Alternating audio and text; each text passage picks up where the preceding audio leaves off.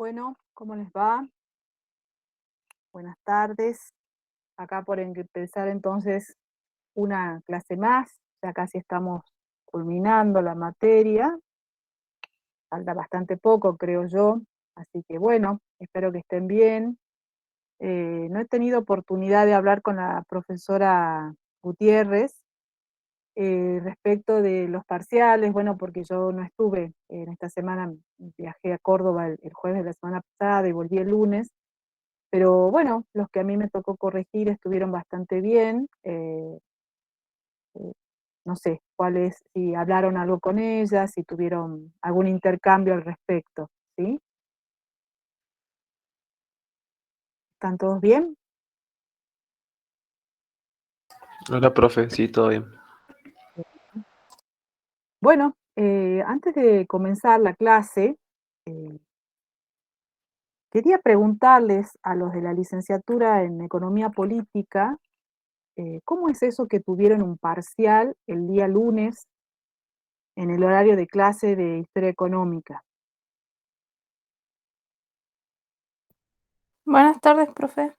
Hola, Sí, tuvimos un parcial ¿de qué materia? de mercado de capitales y elementos de cálculo financiero. No se podría tener un parcial superpuesto con una clase. Para eso, digamos, uno hace un cronograma y en todo caso tiene que consultar. Ustedes tienen una clase práctica el día lunes, obligatoria, ¿sí? Sí, el parcial fue de 4 de la tarde hasta 7 de la tarde. Tengo ¿Y por entendido que qué? el profe tomó el parcial con los chicos que rendían cálculo financiero, creo. Pero es que no puede hacer eso el profe. Yo voy a hablar con Secretaría Académica al respecto. Primero que ustedes tendrían que haberle dicho que tenían clase de 15 a 17, ¿no? Porque miren si ustedes, ¿qué ocurriría si cada docente ponemos los parciales en el horario que queramos? Decidimos poner en cualquier momento los parciales. Sería un caos. No se podría cursar con tranquilidad porque uno pone un día, el otro pone un día, otro día. Primero, lo aconsejable es que se pongan los días que uno tiene clase. Y si no es factible porque puede ocurrir alguna eventualidad al respecto, habrá que acordar, pero no se puede poner en horario de clase un parcial, ¿sí? Yo sé, Belén, que no es responsabilidad de ustedes, pero en principio ustedes tendrían que haberle dicho al docente o a la docente que en ese horario tienen clase. Y segundo, habernos comunicado a nosotros con tiempo de esa situación, porque no es Yo sí así la cosa. le, yo sí le Sí. respondí, profe, a la nueva profe que está dando los Pero días lunes. en qué momento le respondiste? Creo que ¿Con qué margen de tiempo? Porque ella me explica que eh, mandó, digamos, el link, ¿no es cierto? Bueno, lo mandó ese día y después, en ese momento, ustedes te tienen que haber avisado. O sea, no es normal que ustedes tengan un parcial en el horario de clase. No sé si se entiende, ¿sí? Y tenemos los canales de comunicación habilitados para que, o sea, si es el mismo día, no vale. No tiene sentido que el mismo día nos digan, nosotros hoy tenemos un parcial. No sé si se entiende. sí, profe. No es así la cosa. Realmente yo no logro entender qué es lo que pasó ese día, pero no es lo correcto, ¿no? No es lo correcto de parte del docente y ustedes además deberían haber buscado la forma de avisarnos con tiempo suficiente porque uno se organiza, pero además porque es el horario que nosotros tenemos asignado en la materia.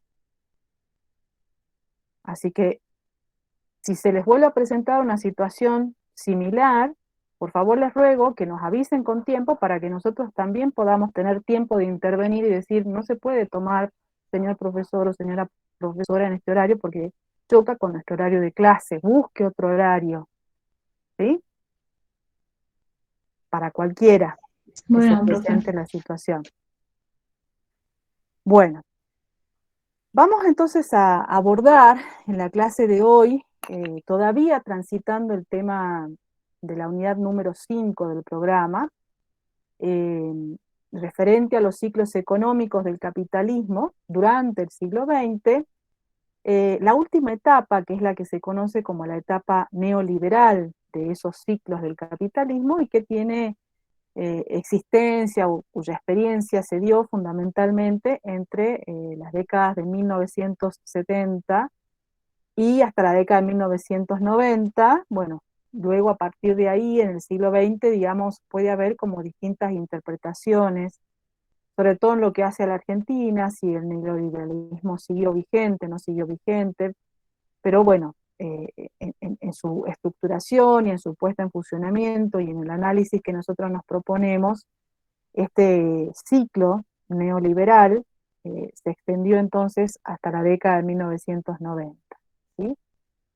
Eh, Ustedes ya han empezado a trabajar en la clase práctica de la semana pasada sobre algunos de los componentes de este ciclo del capitalismo hacia finales del siglo XX. Yo en la clase de hoy voy a retomar algunas líneas, algunas ideas principales, eh, y a la vez voy a ampliar eh, también algún contenido que tiene que ver más que nada con las definiciones del neoliberalismo y cómo fue su puesta en práctica en definitiva, ¿sí? Entonces, eso es la propuesta que tenemos para la clase de hoy y de esa manera terminaríamos ya con el desarrollo de la unidad número 5. Yo voy a salir entonces de cámara para no interferir y tener mejor conexión. Eh, Cualquier pregunta, cualquier duda, lo expresan, como no estoy mirando siempre, digamos, la pantalla, lo expresan, digamos, con su voz para que hablemos al respecto. ¿Alguna cuestión antes de comenzar entonces la clase? ¿No? Profe, Sí. ¿cuál sería la bibliografía? Porque la profe de práctica nos dijo, no me acuerdo si era sobre el tema 5 o sobre el tema 6, que iba a cambiar la bibliografía de la parte teórica. Está mal puesta la biografía, está citado un texto de Letieri, pero creo que ella ya subió el texto que es el válido, que es un texto de autoría de Vergesio y mío, Vergesio y Fandos, es el que sirve como apoyo, ¿m?, a la parte esta más teórica del tema 5, porque con la profesora Gutiérrez ya desarrollaron una parte, ¿sí? La clase práctica. ¿Sí, Guillermo? Sí, sí, profe.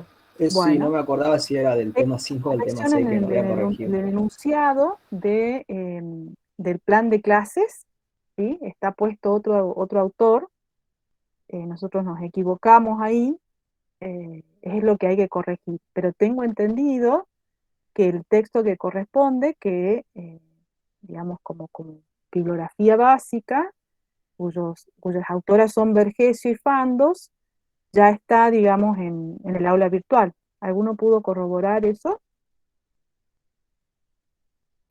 Sí está, profe. Bueno, perfecto, entonces. Ahí está la cuestión que hay que revisar y corregir, ¿de acuerdo? Bueno, entonces salgo un ratito de cámara y continuamos con el desarrollo de la clase. Bueno, lo que podemos señalar como algo plenamente recurrente en en el orden internacional, desde la década de 1970 y hasta finales del siglo XX, es que lo que se imponen son crisis permanentes, crisis que se suceden unas a otras y que además se manifiestan en distintos lugares del mundo, ¿no? Por eso, para ir familiarizándonos con esta noción o con esta idea de que es una etapa en donde se manifiestan una serie de crisis, eh, estoy presentando acá alguna de ellas, ¿no? En la filmina, en Estados Unidos, lo que se conoció como la crisis del dólar, 1971. En América Latina, una crisis, si bien, digamos, no es que no sintió la crisis del dólar y todas las otras que que se sucedieron en ese último cuarto del siglo XX, una muy propia de América Latina es la que se conoce como la crisis de la deuda externa. Luego, la crisis del sistema monetario europeo en 1983, que llevó a la instalación del euro, y una crisis más vinculada al mundo oriental, pero con impacto secuencial en algunos países, en 1998, que se conoce como la crisis del sudeste asiático, que impactó en Rusia, en Brasil, en Argentina, etcétera, etcétera. Lo cierto es que este conjunto de crisis, de las cuales hay solamente enunciadas algunas, que sirven como motivación para empezar el tema, van a significar el fin de esa edad de oro del capitalismo que habíamos desarrollado nosotros en la clase pasada, ¿sí? Y a pesar de esas crisis que son acotadas a nivel local y que tienen que ver con determinados factores, pero que se suceden permanentemente en este tiempo, hay dos momentos de crisis más de carácter mundial o de carácter universal, si ustedes quieren, eh, la de 1973 y la de 2008, ¿no? Que tienen, digamos, importantes consecuencias económicas a nivel internacional. Eh, Acá, digamos, lo que se va a plantear a partir de la sucesión de estas crisis es que el orden internacional que va a surgir se va a estructurar como una antítesis de lo que había sido el orden keynesiano. Recordemos que después de la Segunda Guerra Mundial, las teorías keynesianas habían tenido mucho apego y se pusieron en práctica en buena parte del mundo capitalista occidental, porque el mundo comunista, digamos, tuvo sus propios recursos de organización, pero bueno, ya a partir de la década del 70 es justamente la antítesis de lo que postulaba el keynesianismo, el estado de bienestar, el estado benefactor, intervencionista, lo que se va a estructurar como algo dominante, es decir, un nuevo modelo, este nuevo modelo que ya vamos a retomarlo en detalle en algunas de sus características, recibió el nombre de neoliberalismo, perdón, que tuvo como pilares fundamentales la libre competencia, el libre mercado, privatizaciones, es decir, economías donde las empresas fueran de carácter privado. Estuvo estructurado en un acuerdo de políticas que se conoció como el Consenso de Washington y que tiene como base teórica fundamental la idea de que los mercados son eficientes y que las expectativas racionales pueden ordenar de una mejor manera el funcionamiento económico de un país o del mundo que cuando se practica el intervencionismo estatal. Es decir, acá vuelve como a ponerse en escena, ¿se acuerdan ese autor que yo les decía la clase pasada cuando les presentaba a Keynes, a quien Keynes cuestionaba, ¿no? Que era 6 de la ley de los mercados, que cada oferta genera su propia demanda y viceversa, y estos mercados que pueden funcionar eficientemente, y además que con esta idea de que en la medida en que los seres humanos vamos persiguiendo nuestro propio beneficio individual, esa suma de beneficios individuales racionalmente genera como una estabilidad dentro de todas nuestras racionalidades, digamos, que genera una especie de orden eh, en la que cada interés se une al resto y de esa manera puede haber un desarrollo y un progreso mayor, ¿sí? Básicamente, ese es el proceso clave de toda esta etapa, es decir, cómo esta cuestión, el proceso que se conoce como neoliberalismo, va a adquirir presencia, va a tener, qué fundamentación va a tener, de qué ideas se va a nutrir y en qué contextos socioeconómicos y sociopolíticos va a tener alcance el desarrollo de este proceso conocido como neoliberalismo, vuelvo a repetir, el último ciclo de la economía capitalista en el siglo XX. ¿Sí?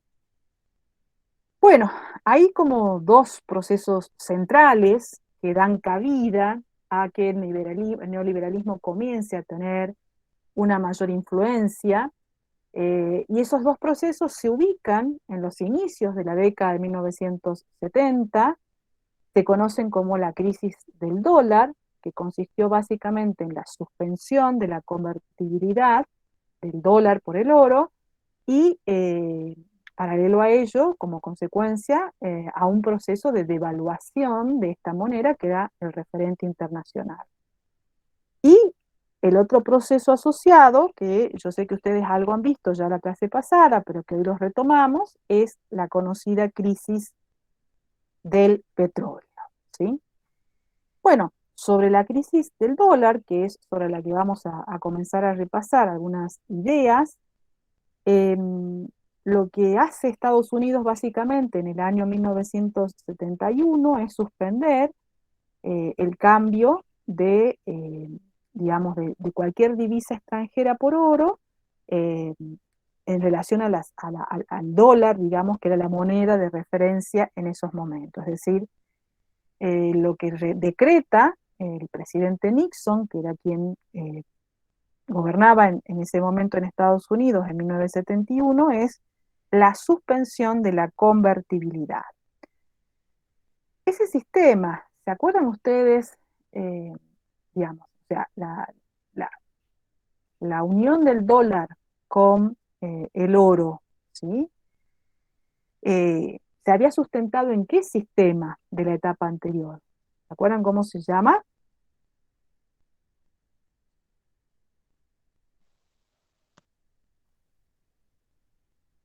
El sistema que da fundamento a la convertibilidad del dólar en el oro.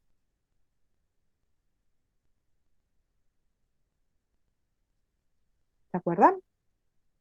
Lo vimos la clase pasada. ¿El New Deal, profe, puede ser?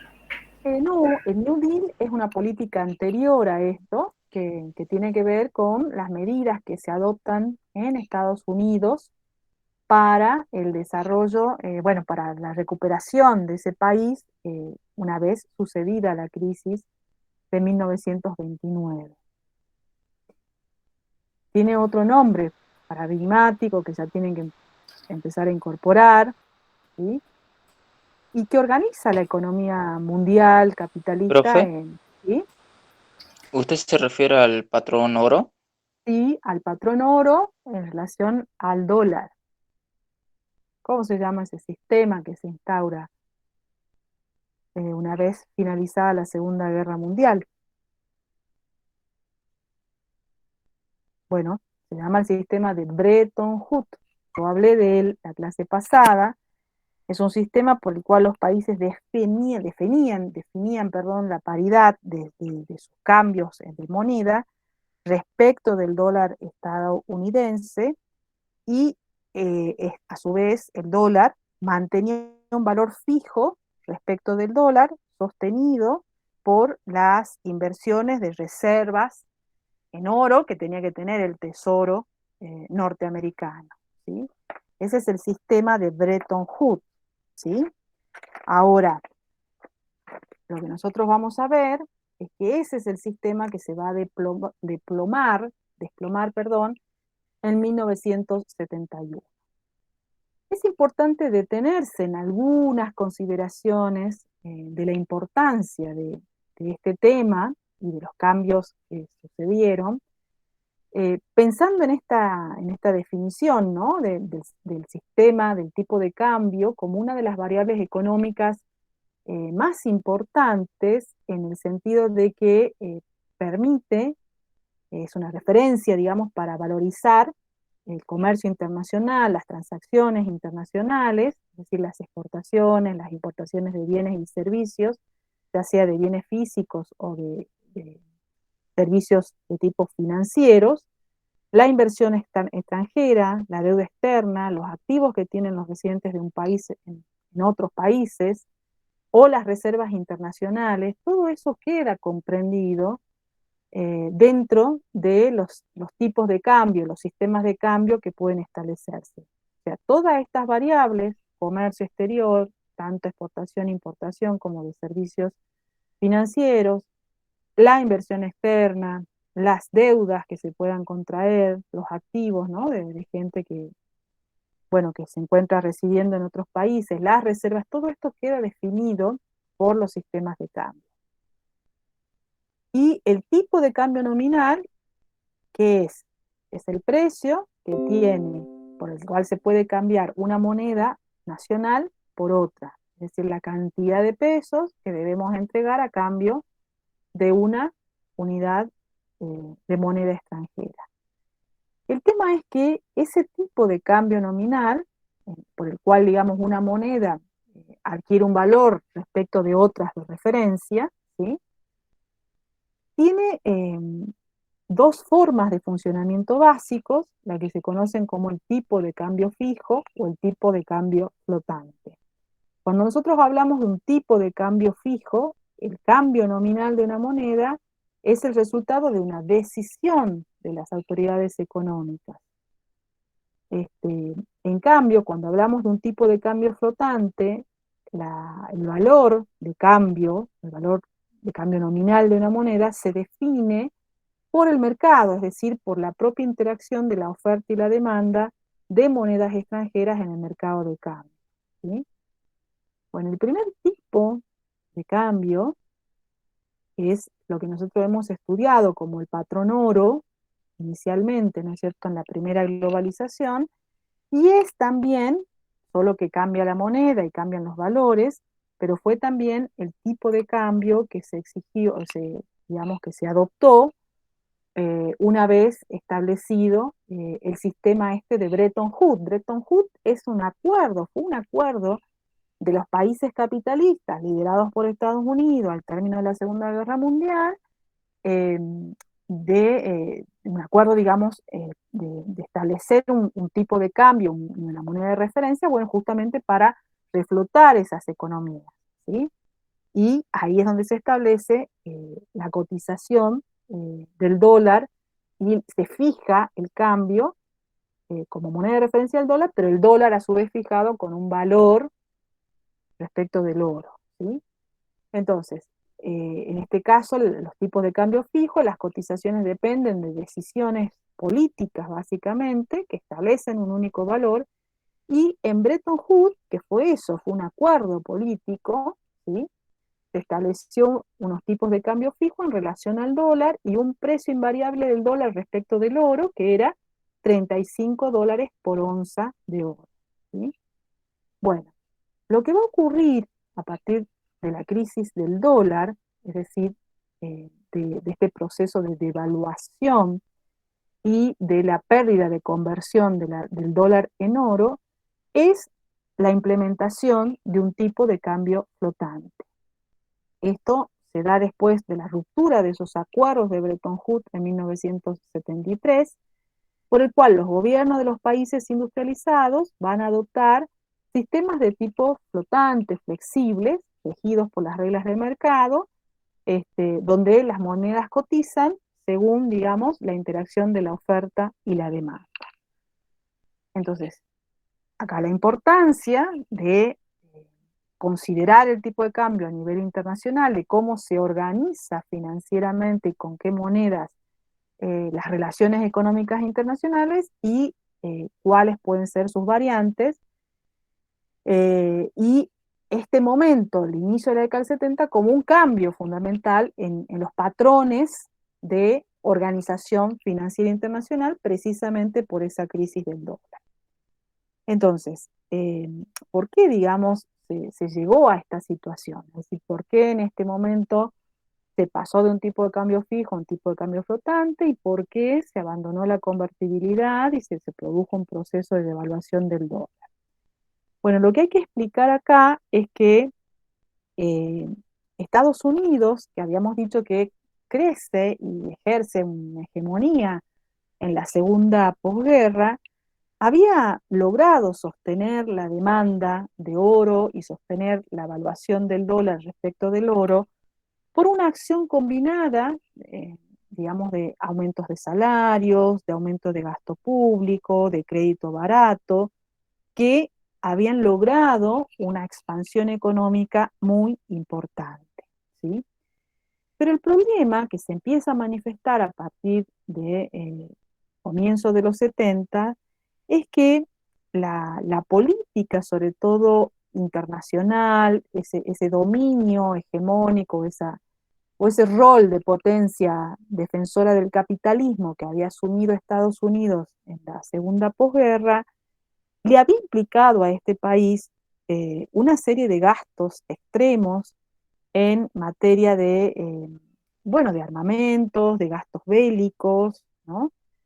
Ahí está finalizando entre la crisis, un poquito antes de la crisis del dólar, finalmente Estados Unidos pierde la guerra de Vietnam.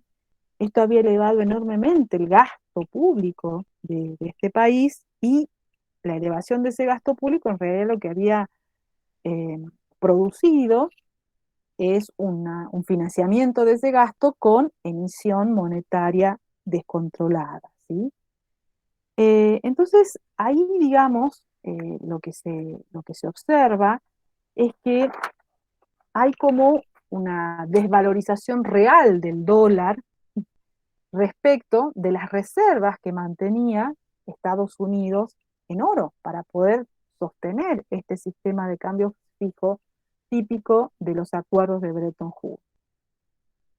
Entonces, por un lado, nosotros tenemos esta situación interna, un país que es el referente de la moneda económica, perdón, de la moneda internacional, pero que está en un franco retroceso en su propia economía por estos gastos que acabo de mencionar, y porque el modelo de expansión sostenido en esta idea de altos salarios, en la idea de aumento de demanda constante, aumento de la demanda constante por ese incremento salarial y bienestar de la población, empieza a tener una detención a comienzo de esta etapa, pero también, digamos, hay como algunas variantes internacionales que también confluyen en ese deterioro, ¿no?, de los Estados Unidos. En cierta medida, esa estructura bipolar que nosotros veíamos de Estados Unidos como baluarte del capitalismo y la Unión Soviética como baluarte del comunismo, empieza a quebrarse a partir de la década del 70. Hay países que se convierten en francos competidores ya para esta etapa de la propia economía norteamericana, como la Comunidad Económica Europea o Japón mismo, ¿sí? Esa emisión de dólares crece rápidamente por encima de las reservas de oro, y por lo tanto Estados Unidos no puede mantener su capacidad real para sostener el valor de su moneda. En realidad lo que tiene Estados Unidos en este momento es un fuerte déficit en su balanza de pagos por ese rol que ha asumido en el concierto internacional. Y en los meses previos a que suceda el decreto de inconvertibilidad y devaluación, una gran cantidad de capitales huyeron del sistema de cambio dólar y se ampararon en el marco alemán, porque también era como que daba mayor confianza en ese momento. Y bueno, todos estos factores conjugados entonces son los que confluyeron en ese cambio en el orden financiero y monetario internacional. A su vez, Estados Unidos va a acompañar esa crisis, ¿no? Porque obviamente es como blanquear la situación de decrecimiento, lo que operó en ese momento, y además lo que implica una política de devaluación. Instrumenta otras medidas como reducir un 10% las importaciones que hasta ese momento no tenía, empieza a controlar precios, salarios, ¿sí?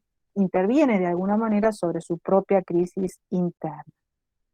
Y definitivamente en 1976, también en un acuerdo de los países hegemónicos, conocido como la Cumbre de Jamaica, se decide justamente esta idea del cambio flotante, porque las monedas ya no estarían directamente vinculadas con el oro y una paridad fija de una moneda, sino que comienzan estas flotaciones permanentes, ¿sí?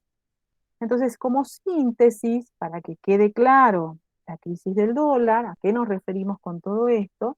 Bueno, señalamos que el peso de la deuda, el creciente gasto militar, los compromisos financieros que había adquirido Estados Unidos en la Guerra Fría, la emisión descontrolada de billetes para pagar todos esos gastos, hizo imposible mantener el tipo de cambio. Entonces, no había oro suficiente en las reservas norteamericanas para respaldar el papel moneda, y bueno, la lógica consecuencia, digamos, que abre una nueva partida en la economía internacional, pero ya esto supone un duro golpe a la hegemonía o a la propia imagen que tenía los Estados Unidos, ¿sí? Entonces, este es el primer componente de esta crisis que se inicia en la década de 1970. ¿Ha quedado clarito hasta acá? Digamos, lo comprendemos. Es importante que ustedes vayan hilando, porque para entender esta crisis hay que comprender el sistema de Bretton Woods, ¿sí? O sea, ese acuerdo monetario internacional que surge después de la segunda posguerra.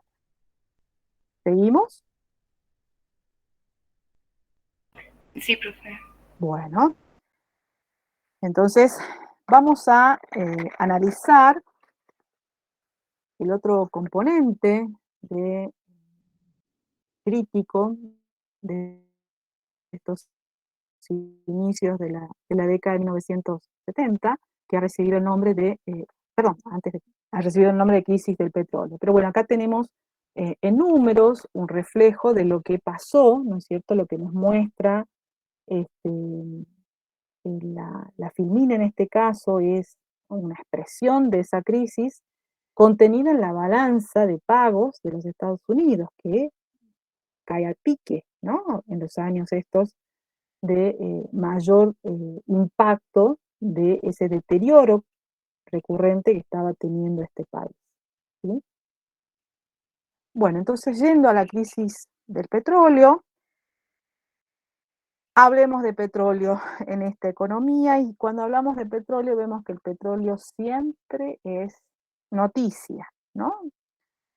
Entonces, para poder entender también la magnitud de lo que implicó esta crisis y en la que estamos sujetos todavía hoy de alguna manera, les estoy proponiendo en primera instancia algún recorrido periodístico sobre noticias más actuales en relación al petróleo, ¿sí? Entonces, hay dos lecturas que les propongo en la filmina y que la vamos a comentar rápidamente. Una de las, digamos, de noticias, si uno quiere, todavía presentes, porque no se ha salido y todavía no se entiende bien cuál es el rumbo, es lo que aconteció con la demanda mundial de petróleo en el transcurso de la pandemia, ¿sí?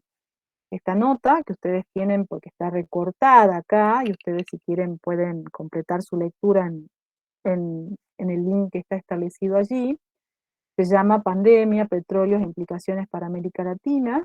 Es una nota que se escribió en el año pasado, en julio del año pasado, donde, bueno, ya los efectos de la pandemia estaban manifestándose muy plenamente en el petróleo.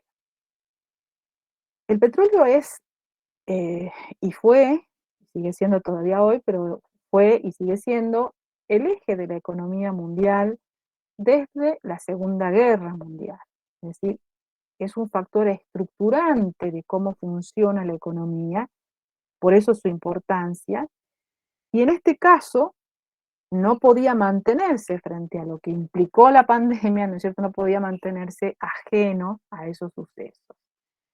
En líneas generales, lo que les está comentando la nota que yo les estoy proponiendo para incentivarlos a enfocar este tema de los años 70 y qué pasaba con el petróleo, Les plantea que en realidad hay una especie de sobreproducción de petróleo, pero fundamentalmente a consecuencia de que hubo un parate económico internacional, sobre todo si uno piensa en uno de los sectores de mayor demanda, que es el transporte aéreo o el transporte terrestre.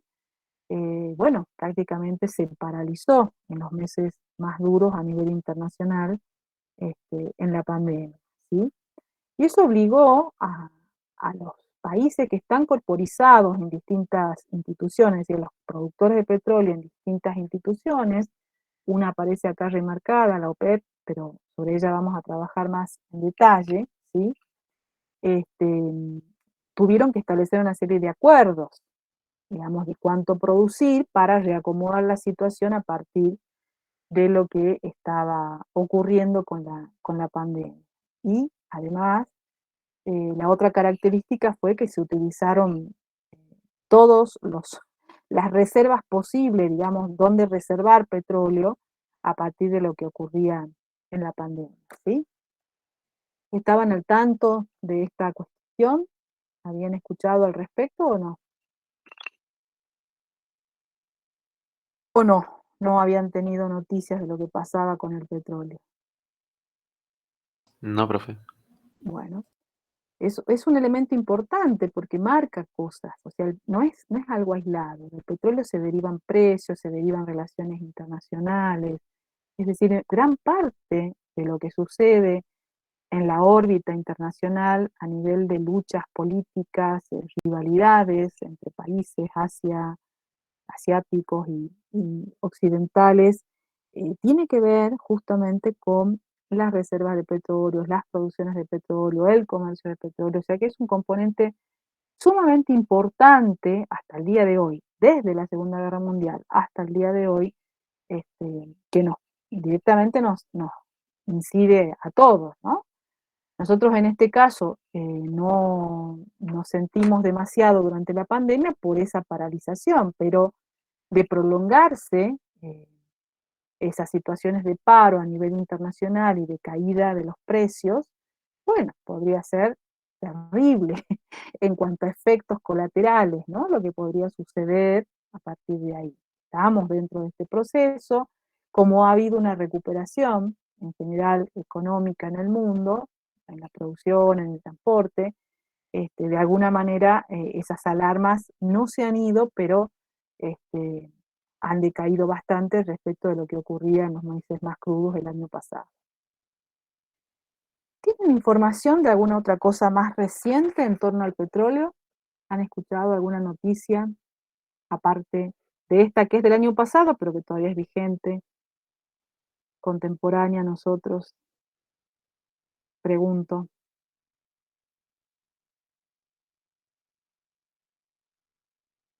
Escuchado, leído, visto.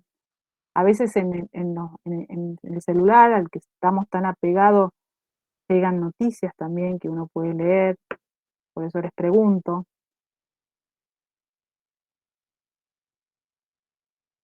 Bueno, parece que no estamos muy enterados, pero más recientemente eh, la cuestión del petróleo se ha manifestado abruptamente en el Reino Unido, eh, a diferencia de lo que se les planteaba en la nota anterior, en este caso por una cuestión de desabastecimiento de gasolina en todo el Reino Unido.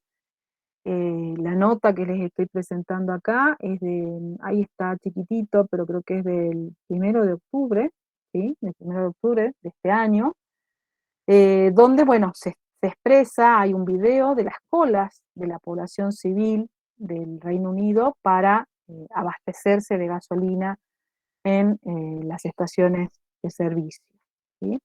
Es como diríamos la contracara de la otra nota, ¿no? Es decir, hay de más de producción por el parate y acá este país a menos 6 meses está sufriendo desabastecimiento. ¿Cómo se explican estas cosas? Bueno, esto que ahora está ocurriendo y que apenas está tratándose de solucionar en Inglaterra, se ha denominado en la prensa y en las noticias como una nueva crisis de combustible, Y esto es amenazante para esa economía que se considera la quinta a nivel mundial, ¿no?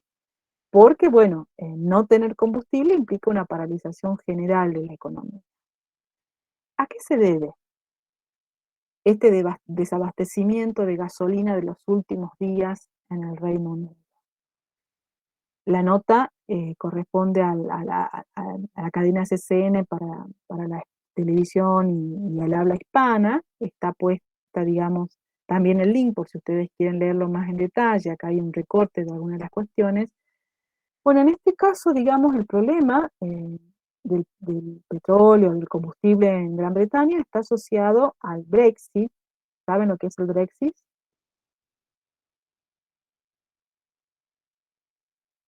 No, profe. No sabemos lo que es el Brexit. Bueno, hemos hablado la clase pasada de una transformación importante en Europa, también como una especie de solución a la guerra, ¿no? A la Segunda Guerra Mundial, de cómo fortalecerse. ¿Se acuerdan que habíamos dicho sobre qué pasaba en Europa una vez finalizada la Segunda Guerra?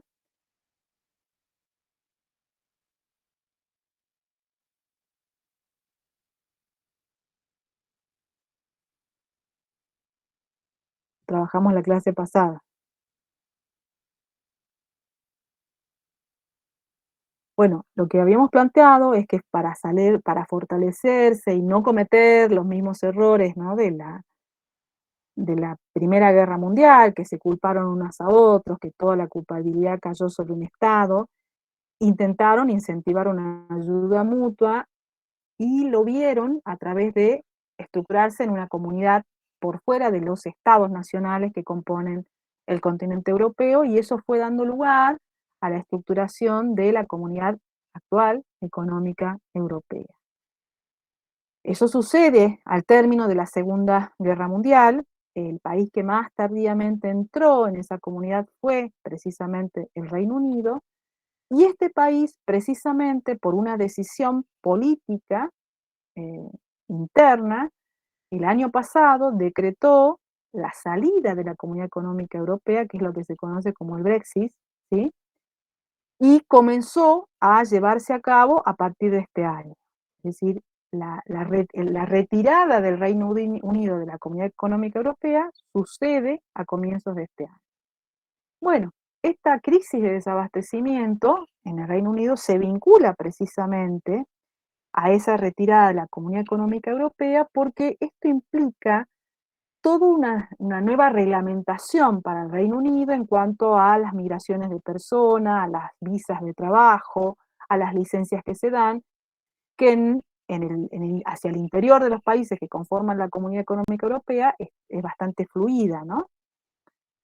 A raíz de esa retirada, se han retirado junto con Gran Bretaña gran parte de los trabajadores del transporte de combustible, ¿sí? Y precisamente no es un problema de escasez de combustible lo que hay, sino hay escasez de conductores de camiones en el Reino Unido vinculada a esa retirada, ¿sí? Por las nuevas normas y reglamentaciones de migración que impone el Reino Unido al no pertenecer ya a la Comunidad Económica Europea. Estas cuestiones, ustedes dirán, ¿a qué viene todo esto? Bueno, vuelvo a repetir, me parecía importante partir del presente para pensar un poquito la importancia de este recurso energético, el petróleo, como estructura